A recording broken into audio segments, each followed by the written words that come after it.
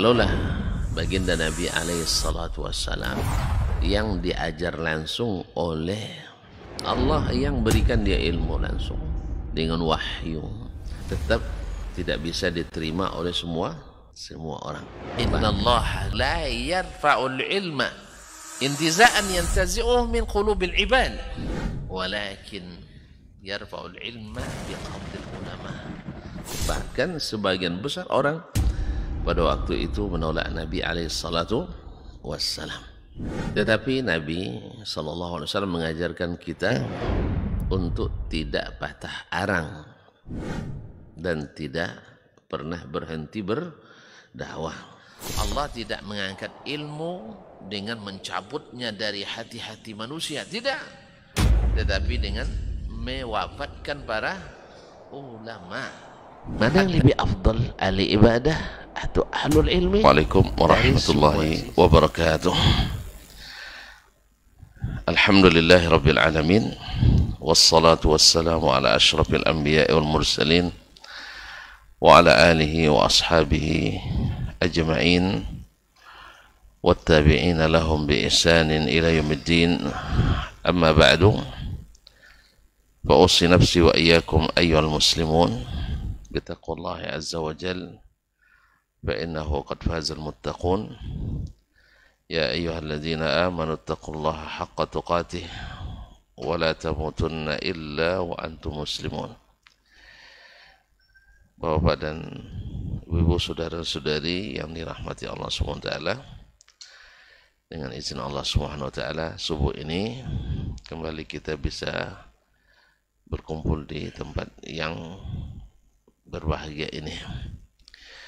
Mudah-mudahan sebagai tanda syukur kita kepada Allah SWT, sehingga nikmat yang sentiasa kita terima bertambah dan diberikan berkah.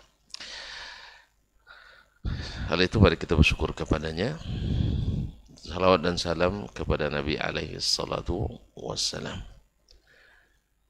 yang juga kita berusaha untuk sedikit demi sedikit memahami dan mengulangi ajaran dan sunnahnya. Mudah-mudahan bisa kita amalkan pula dalam kehidupan kita sehari-hari. Kaum muslimin, kaum muslimat yang dirahmati Allah SWT, melanjutkan pelajaran kita bersama Imam Al-Bukhari rahimahullah dalam kitabnya Al-Adabu Al-Mufrad. Masih dalam bab hijratil muslim. Sekarang belum selesai hadisnya kita ini ya, yaitu bab tentang larangan meninggalkan saudara muslim. Sampai hadis yang nomor 401 ya. 401. Qala rahimahullah ta'ala haddatsana 402. Qala haddatsana Abu Ma'mar, telah menyampaikan hadis ini kepada kami Abu Ma'mar al-Jawfi, Abdullah Muhammad Jawfi. Qala haddatsana Abdul Waris, telah menyampaikan pula kepada kami Abdul Waris, itu Abdul Waris ibn Zakwan al-Ambari, an Yazid, dari Yazid, yaitu Yazid ibn Zura'. Qalat Mu'adzah, berkata Mu'adzah al-Adawiyah, sami'tu Hisham bin Amir al-Ansari, saya mendengar Hisham ibn Amir al-Ansari, ibn ammi Anas ibn Malik, anak paman Anas ibn Malik. Wa kana qutila abuhu yawma Uhud, ayahnya terbunuh pada perang Uhud. Annahu sami'a Rasulullah sallallahu alaihi wasallam, bahwa dia mendengar Rasulullah sallallahu alaihi wasallam qala, bersabda, la yahillu li muslimin ay yusarima musliman fawqa thalas. tidak halal bagi seorang muslim ayu sarima wasaramatu yani al-shiddah wal yani wa al-jafa, yaitu sarama itu adalah bersikap keras. Dikatakan fulan mu'allimun sarim, si fulan adalah guru yang sarim, yaitu yang keras, menakutkan. Artinya di sini sama dengan mana hajru al-muslim, tidak boleh seseorang mengerasi seorang muslim yang lain, artinya tidak menyapanya, tidak berbaikan dengannya fauqa thalas, lebih dari 3 hari, sesuai dengan judul bab. Fa innahuma nakibani anil haqq ma dama ala siramihima, sebab keduanya selama masih tetap berkeras, tidak saling menyapa, maka mereka nakibani anil haqq, yaitu melenceng dari jalan kebenaran. Melenceng dari jalan kebenaran, karena jalan kebenaran adalah muslim dengan muslim yang lain adalah sama-sama bersaudara. Tapi ini tidak menunjukkan tanda bersaudara, justru saling mengerasi, saling meninggalkan, saling hajar atau saling memboikot. Kalau saling boikot pasti tidak ada lunaknya, namanya boikot aja, pasti saling mengerasi. Maka orang yang selama mereka berdua masih seperti itu, maka mereka menyimpang dari jalan yang hak, dari kebenaran. Wa inna awwalahuma fai'an yakunu kafaratan anhu sabquhu bil fai'. Sesungguhnya yang pertama dari keduanya fai'an, kembali, fa'a yafi'u fai'an, fa in fa'at fa aslihu bainahuma. Dalam ayat wa in ta'ifatani minal mu'minin iqtatalu fa aslihu bainahuma fa in fa'at afwan fa in baghat ihdahuma 'ala al-ukhra faqatilu allati tabghi hatta tafi'a ila amrillah fa in fa'at fa aslihu bainahuma bil 'adli wa aqsitu innallaha yuhibbul muqsitin. Jadi kalimat fa'at, fa in fa'at fa aslihu, bila ada dua golongan kaum muslimin, orang beriman, berselisih, maka damaikan antara keduanya. Fa in baghat ihdahuma 'ala al-ukhra faqatilu allati tabghi, bila salah satu dari keduanya menzalimi yang lain, maka perangilah yang menzalimi itu hatta tafi'a ila amrillah, sampai kembali kepada perintah Allah. Jadi kalimat fa'a artinya kembali. Wa inna awwalahuma fai'an, siapa di antara keduanya yang lebih dulu kembali, siapa di antara keduanya yang lebih dulu kembali memperbaiki hubungan, yakunu kafaratan anhu sabquhu bil fai', dia lebih dulu itu kembali kepada hubungan yang baik dan normal, kembali menormalisasi hubungan, maka itu menjadi kafarah, menjadi penebus dosanya, Wa in mata ala siramihima lam yadkhulal jannata jami'an abada. Bila keduanya meninggal dalam keadaan ala siramihima, dalam keadaan tetap berkeras, tidak berdamai dan tidak berbaikan, lam yadkhulal jannata jami'an abada, keduanya tak akan masuk surga selamanya. Subhanallah, tidak masuk surga selamanya. Gimana sih? Keras tidak ancamannya? Berarti tidak berdamai dengan muslim, saudara muslim, itu dosa kecil, dosa besar? Dosa besar. Ya, dan rugi besar. Rugi besar dan dosa besar. Subhanallah, apa untungnya antum tidak berdamai itu? Hah? Ada untungnya enggak? Kalau antum tidak berdamai, nengok aja antum udah musam apa hati itu sudah musang-musang hati enggak? Sudah tidak tenang. Nengok aja. Jangan nengok, dengar namanya saja sudah masih banyak ruginya. Lebih baik tidak, lebih baik tidak bertahan untuk tidak ini. Nah, hadis ini kaum muslimin, ini semakna dengan hadis-hadis lain yang menyuruh kita untuk menjaga persaudaraan sesama muslim. Sebab sifat muslim itu kan bersaudara. Innamal mu'minuna ikhwah, bersaudara. Berarti kalau dia tidak bersaudara berarti kan itu kan berarti tidak beriman atau kurang imannya. Maka berhak diancam dengan tidak masuk surga. Kaum muslimin dan muslimat dirahmati Allah SWT. Sesungguhnya iman itu adalah menyatukan.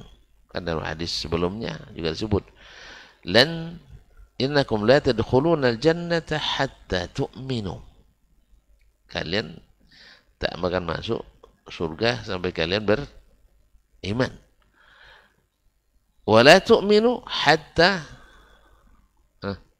wa la tu'minu hatta tahabbu. Kalian tak beriman sampai saling mencintai. Kalau orang sudah saling memboikot, mungkin saling mencintai. Nah, berarti hilang imannya. Berarti kalau tak bercintai, tak beriman. Tak beriman, tak masuk surga. Subhanallah. Afala adullukum ala amalin idza fa'altumuhu tahabbtum. Mau tak saya tunjukkan amalan bila kalian kerjakan kalian masuk surga. Apa itu? Afsus salam bainakum. Tebarkan salam di antara kalian. Nah, orang yang sedang boikot memboikot saling mengucapkan salam atau tidak? Kalau tidak mengucapkan salam, berdamai atau tidak, mencintai atau tidak? Tidak. Kalau tidak mencintai, beriman atau tidak? Tidak. Kalau tidak beriman, tidak masuk surga. Subhanallah. Kaum muslimin dan muslimat dirahmati Allah. Ini ancaman keras dari Nabi SAW. Makanya saling menyayangi, saling mencintai sesama muslim menjadi pilar utama dalam kehidupan bernegara, bermasyarakat dan bernegara. Makanya itu pidato pertama Nabi sampai di Madinah. Nah, kalau apa istilahnya pidato kenegaraan itu ya? Baru sampai di Madinah, Nabi pidato di hadapan para sahabat Al-Muhajirin wal Ansar. Kalau itu pidato pertamanya, penting tidak sih? Meletakkan pilar utama bagi berdirinya nanti sebuah masyarakat madani menjadi negeri atau negara yang berdiri di atas asas-asas yang kokoh Al-Quran dan Sunnah Nabi SAW yang menebar keadilan kemanapun sampainya, bukan hanya kepada sesama muslim tapi ke seluruh makhluk Allah, menjadi rahmatan lil alamin. Apa pidato Nabi SAW? Ayyuhan nas. Setelah dia hamidallah wa asna alaihi wa salla ala nabiyina ala nafsi, thumma ba'da dzalika ayyuhan nas. Absus salam. Tebarkan salam. Wasilul arham. Sambung silatur rahim. Wa at'imut ta'am. berbagi makanan lah. Artinya beri makanan kepada yang membutuhkan. Habis itu wasallu bil laili wan nasu niyam. Salatlah di waktu malam di saat orang sedang tidur. Tadkhulul jannata bisalam. Kalian akan masuk surga dengan selamat, bahagia. Subhanallah. Masih berkaitan dengan ini. Kalau saling memboikot, saling keras, tidak mau melunak dengan saudara, mungkin menebarkan salam? Tak mungkin. Kalau salam tidak ditebarkan, tidak diberikan, kan terhalang masuk surga bisalam. Makanya ahli surga itu sifatnya ikhwanan ala sururin mutaqabilin. Mereka bersaudara, duduk di atas dipan-dipan, berhadap-hadapan. Mau tidak? Mau kan? Oleh sebab itu maka hilangkan segala bentuk yang membuat antara muslim dengan muslim lain saling keras dan tidak saling berhubungan baik. Ma'asyal kiram rahmatullah. Nah, apakah dipahami dari hadis ini bahwasanya orang yang menghajar atau memboikot saudaranya selama beriman lalu keluar dari Islam, kaum muslimin dan muslimat dirahmati Allah, para ulama dalam bab al-targhib dan at-tarhib mereka mengatakan ahaditsut tarhib atau ayat wal ahaditsut tarhib la tufassar, tidak ditafsirkan. Karena memang yang namanya ancaman itu selalu keras. Sesuai dengan kerasnya pekerjaan yang atau pelanggaran yang dilakukan.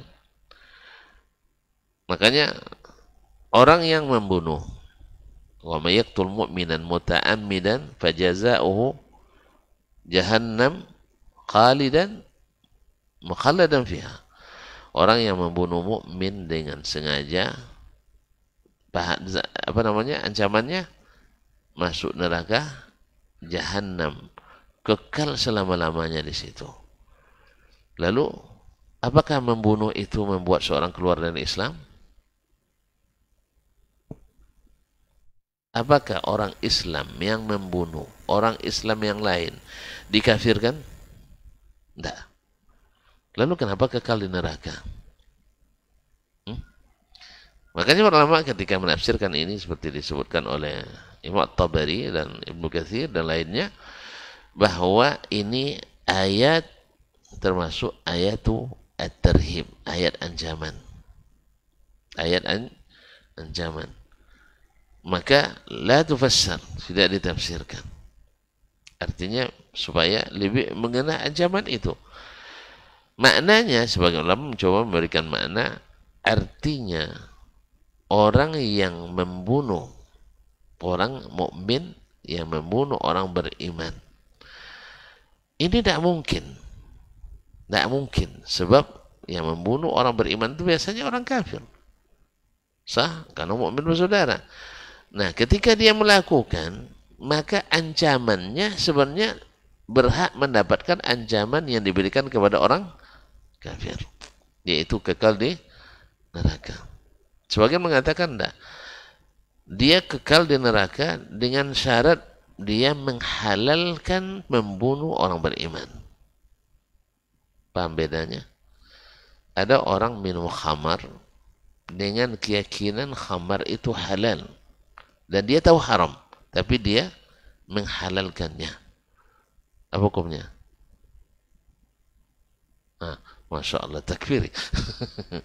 Iya, orang yang meninggalkan salat tapi yakin salat masih wajib, keluar dari Islam? Nah, langsung tidak aja, khilaf.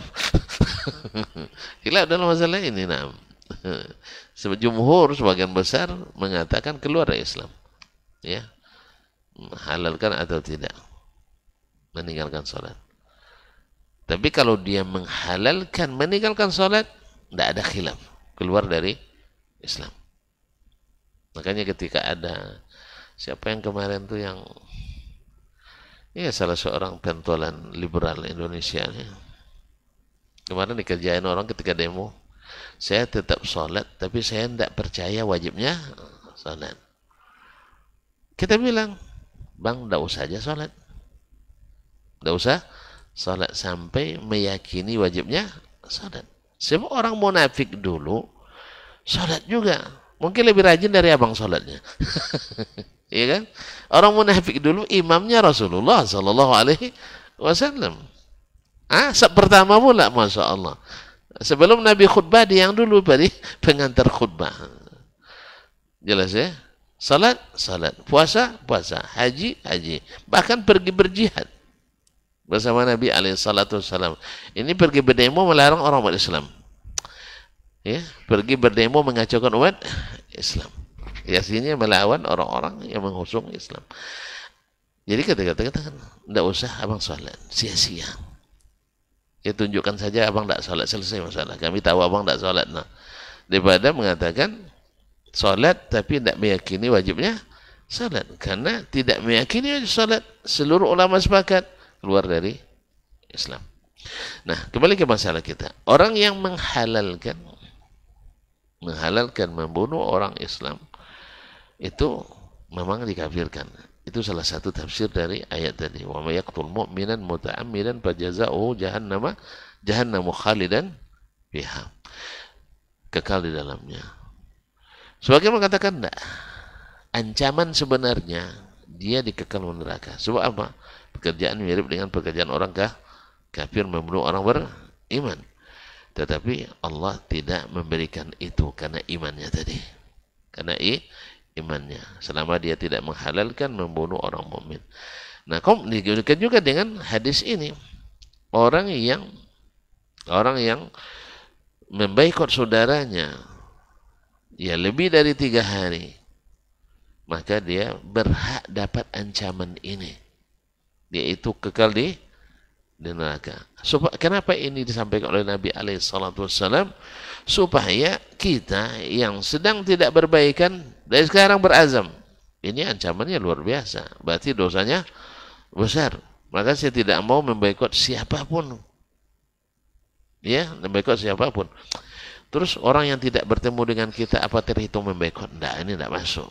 Atau ada orang yang selalu kalau bertemu merungsingkan pikiran kita, merusak hati kita, lalu kita jauh, ini tidak masuk. Paham saya? Kan tidak mesti kita bertemu dengan setiap orang setiap waktu, tidak. Ada orang kalau bertemu dengan kita selalu bikin masalahnya. Yang seperti ini kita jauhi aja. Cuman ketika bertemu kita berikan haknya. Kita salami. Kalau dia lapar kita kasih makan. Kalau dia perlu bantuan kita beri bantuan. Kalau dia meninggal kita jenguk. Kalau sakit kita datang. Kalau sempat dan kita doakan dan sebagainya. Sebagai muslim. Dan kita doakan. Ya, doakan sebagai halnya. Artinya tidak memboikot. Kan ada orang boikot. Tiap hari ketemu tapi salam tidak dijawab ini. Tapi ada yang jarang ketemu. Tapi kalau ketemu diberikan haknya sebagai muslim. Nah, kaum muslimin dan muslimat dirahmati Allah SWT. Nah, ini ancaman. Mudah-mudahan dengan mendengarkan itu orang-orang beriman langsung ini. Sebab apa kaum muslimin dan muslimat? Rusaknya persatuan dan kesatuan ini adalah karena selalu banyak sebab yang membuat kita memboikot saudara kita. Kan kalau ini yang diterapkan ini kadang-kadang kaum muslimin dan muslimat kita ini menjadikan boikot itu sebagai mainan utama kita. Dikit-dikit hajar, dikit-dikit hajar. Orang belum ngerti, orang ini kenapa baru ngaji 2 hari tidak salaman sama saya. Apa? Dia tidak tahu kenapa dia tapi dihajar. Ini penerapan yang tidak benar. Nabi alaihissalam dalam kehidupannya berdakwah berapa kali menghajar Ustaz? Kita tanya dokter Ustaz, tuan guru kita. Berapa kali Nabi menghajar selama 23 tahun berdakwah? Berapa kali? 3, 1. Ka'ab bin Malik. 2. Istrinya ketika dituduh, ya kan? 3. Wahsy ketika membunuh Hamzah. Ya tak? Selebihnya tidak ada. Iya. Kemudian apa namanya? Yang dihajarnya itu adalah orang-orang yang merasakan itu ada gunanya. Ka'ab bin Malik, Hilal bin Umayyah, As bin Zurarah, mereka bertobat pada Allah SWT. Ketika dihajar mereka kembali. Begitu kan? Kemudian juga ketika ya, istri Nabi SAW ketika beliau menghajar, mereka bertobat kepada Allah SWT. Ini tidak, orang ngaji aja belum tiba-tiba dia hajar. Akhirnya tambah menjadi musuh dakwah, jadi menjadi musuh dakwah. Yang salat di masjid Rizkin Ali, tidak ada yang golak siturnya, tidak ada yang golak. Awalnya golak tahu sebenarnya ada yang tidak golak. Gitu. Allah musta'an. Kalau udah ngaji mereka syekh katanya. Yang tidak ada pandai senyum, salam tidak dijawab. Katanya. Kalau makan tidak ada bahasa wasirnya. Maka tidak ada. Jadi ini adalah penerapan yang keliru kaum muslimin yang dirahmati Allah SWT. Hajar itu baru dilakukan bila jelas rajih manfaatnya. Jelas rajih manfaatnya. Kalau tidak ada hajar. Tapi apakah saya tidak duduk dengan seorang ini Ustaz mengaji, lalu saya tidak suka dengan cara dia mengaji misalnya, ya dia lebih duluan tertidur daripada jemaah misalnya, itu tidak masuk hajar, karena seseorang tentu akan mengikuti yang dia bisa mengerti dan suka. Ma'asyal kiram dirahmati Rasulullah. Ahlan wa sahlan. Masyaallah, hayakumullah. Taib. Wa in sallama alaihi fa aba ay yaqbala taslimahu wa salamahu. Yang disebut, yang diancam dengan tidak masuk surga selamanya tadi adalah bila dia saudara ucapkan salam aja tidak mau dijawab. Nah, taslimahu wa salamahu, tidak diterima taslimnya, wa salamahu. Apa bedanya taslim dengan salam? Pasal kita nanya kepada syekh, apa beda taslimahu wa salamahu? Sebenarnya maknanya sama, tapi di sini nampaknya dibedakan. Taslimahu wa salamahu, salam ucapan, taslimahu dia memperbaiki kembali hubungan ini. Radda alaihi al-malak. Kalau yang lain itu tidak mau menerima salam, siapa yang jawab? Malaikat. Jadi tidak sia-sia seseorang mengucapkan salam pada saudaranya yang memboikotnya. Dia ucapkan salam, dia yang terbaik kan, dalam hadis lain yang terbaik, wa khairuhuma awwaluhuma yabda'u bis salam, yang terbaik. Nah, kalau diucapkan salam tidak dijawab oleh yang satunya, tidak jawab oleh yang satunya, naam, maka yang menjawab salamnya adalah malaikat. Mana lebih bagus malaikat jawab daripada subhanallah. Kaum muslimin muslimat dirahmati Allah. Wa radda 'alal akhari syaitan. Sedangkan yang tidak menjawab itu yang menjawabnya adalah syaitan. Mantap syekhnya, mantap nih. Pokoknya jangan sampai berdamai dengan dia. Banyak lagi ceritanya, itu panjang. Akan dia sebutkan segala kebaikan tidak berbaikan dengan orang itu. Dan dia akan tunjukkan keburukan-keburukan bila berdamai dengan orang itu. Nah, mulai dia main nanti. Damai paling-paling nanti menyusahkan kamu lagi. Ya kan? Ya kan? Dia ada tujuannya itu nak menang di pemilu nih. Dan mulai berdamai karena dia sudah dekat kampanye 2000, suksesi 2024. Tidak usah diterima. Macam-macam lah. Jadi banyak bisikannya. Atau mungkin dia kadang keadaan susah, sekarang nak cari pinjaman tuh, maka dekat-dekat dengan sebagainya. Itu setan begitulah cara menghiasi yang buruk itu jadi baik. Oleh sebab itu kaum muslimin dan muslimat, hadis ini disebutkan oleh Imam Bukhari untuk supaya kita berhati-hati untuk tidak meneruskan saling meninggalkan saudara, kecuali hanya 3 hari biasalah. Karena memang orang kadang dimasukkan untuk terapi, kemudian juga untuk menenangkan diri, kadang melampiaskan amarah. Ini kemarah itu kan perlu juga kadang-kadang dilampiaskan, ya, untuk demi memperbaiki. Tapi ternyata kalau tidak bermanfaat, ya 3 hari dah cukuplah itu. Nah, apalagi kalau memboikot istri di rumah, ya lebih dari 3 hari. Nah, yang lebih dari 3 hari. Nasallallahu alaihi wasallam. Taib, kaum muslimin dan muslimat dirahmati Allah SWT. Kemudian Imam Al-Bukhari menyebutkan hadis terakhir dalam bab ini.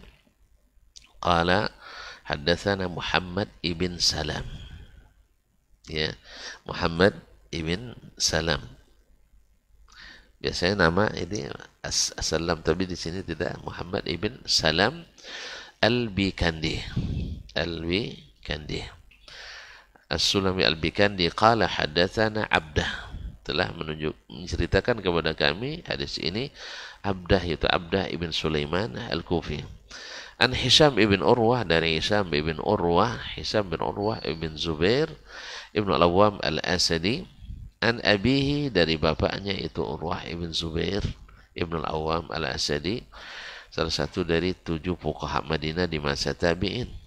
Nah, an Aisyah, termasuk yang paling kuat riwayatnya dari Aisyah, karena Aisyah adalah bibinya sendiri, saudari kandung ibunya Asma binti Abi Bakar radhiyallahu taala anhum ajma'in.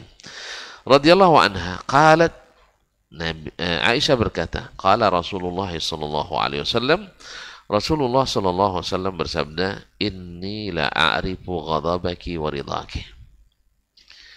Sesungguhnya saya tahu bagaimana engkau, kapan engkau marah dan kapan engkau ridha. Masya Allah, ini kedekatan hati yang luar biasa. Ya, sesuatu bagi kita kadang-kadang biasa-biasa, tapi ternyata ada sinyal yang tak terbaca.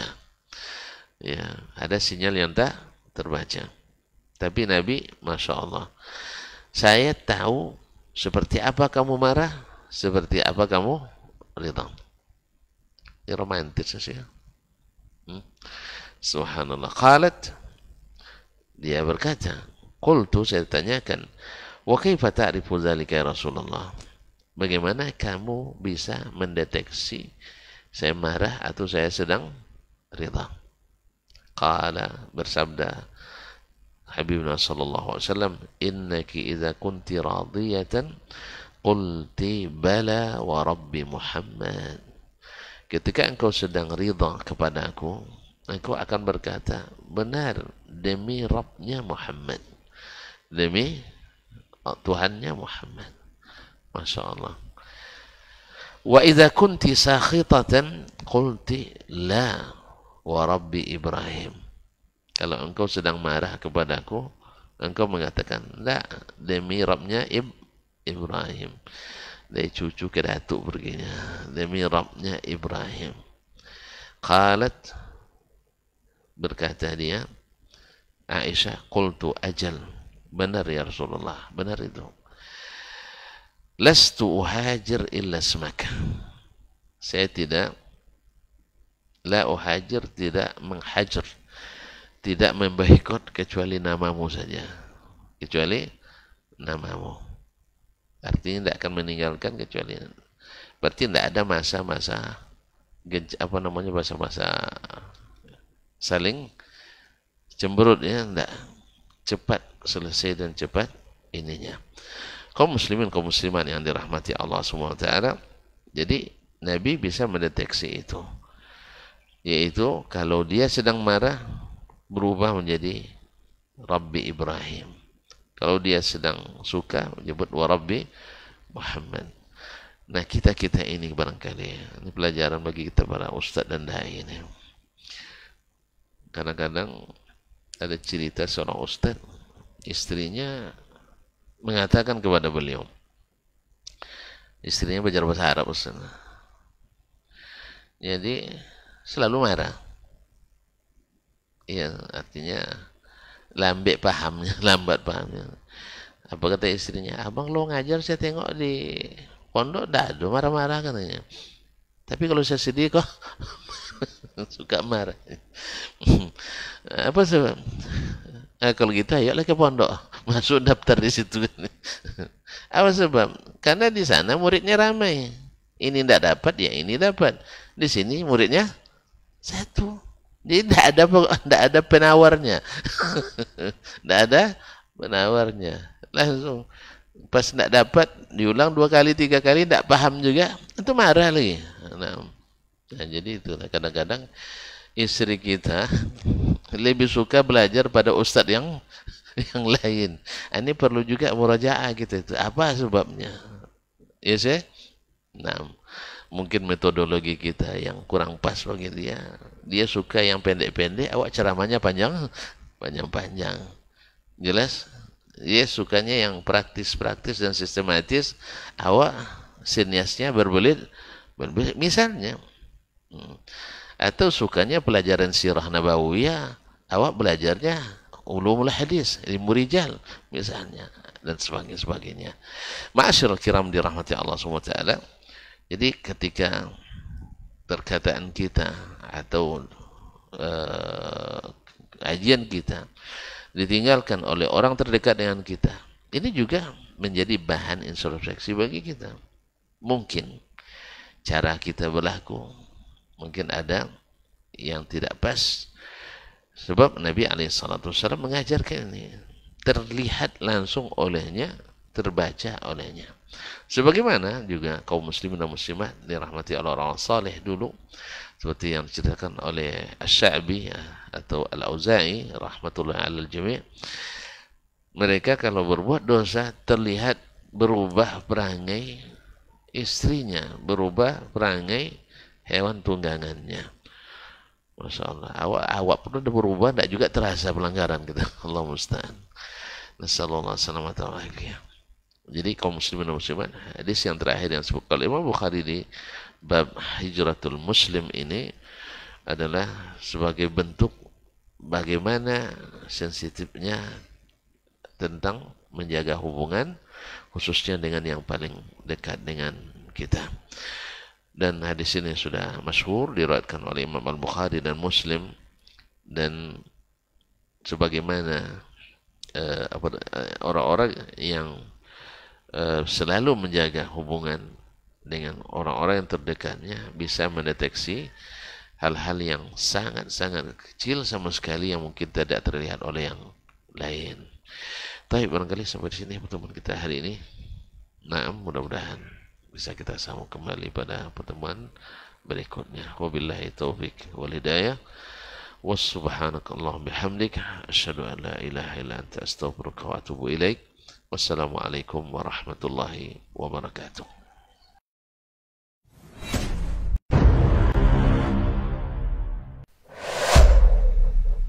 Dunia dan seisinya ini bagi Allah tak sama nilainya dengan sebelah sayap lalat.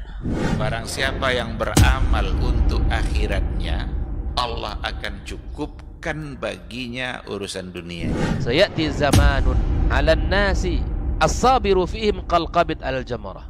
Akan ada satu masa di akhir zaman yang berpegang teguh dengan agamanya seperti orang yang sedang memegang bara